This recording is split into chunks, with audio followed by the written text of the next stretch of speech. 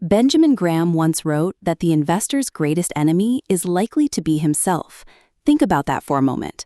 Not the economy, not inflation, not a market crash, not even a bad investment.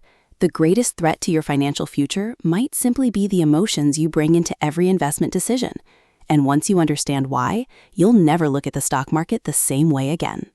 When people hear the name Benjamin Graham, they often think of value investing or his classic book, The Intelligent Investor. But beneath the spreadsheets and balance sheets lies one of his most enduring lessons: emotional discipline. Graham believed that successful investing isn't about having the highest IQ. It's about having the emotional strength to stay rational when everyone else is losing theirs.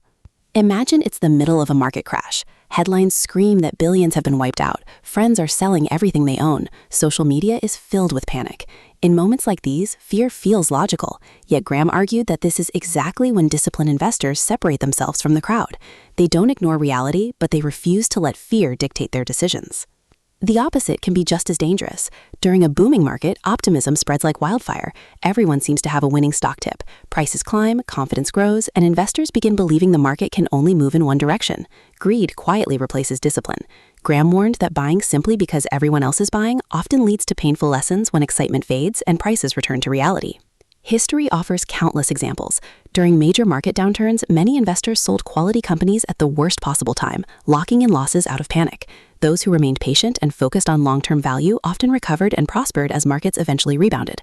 The difference wasn't secret information, it was emotional control. This lesson extends beyond investing. Think about how often fear causes people to abandon worthwhile goals too soon, or how excitement pushes them into decisions they later regret. Whether it's investing, building a business, or pursuing a career, emotions can cloud judgment if left unchecked. So how do you develop emotional discipline? Start by creating an investment plan before emotions take over. Invest based on research, not headlines. Accept that market volatility is normal rather than something to fear. Most importantly, judge your decisions by the quality of your reasoning, not by short-term results. Even the best decisions can have temporary setbacks. Benjamin Graham also introduced the famous idea of Mr. Market, an imaginary business partner who offers to buy or sell your shares every day at different prices. Some days Mr. Market is wildly optimistic. Other days he's deeply pessimistic. Graham's advice was simple but profound. Don't let Mr. Market tell you what your investments are worth. Let him serve you, not influence you. In the end, successful investing is less about predicting the future and more about mastering yourself. Markets will rise and fall. News will change, opinions will come and go. But if you can remain patient when others panic and stay humble when others become greedy, you'll possess an advantage that no algorithm or market prediction can replicate.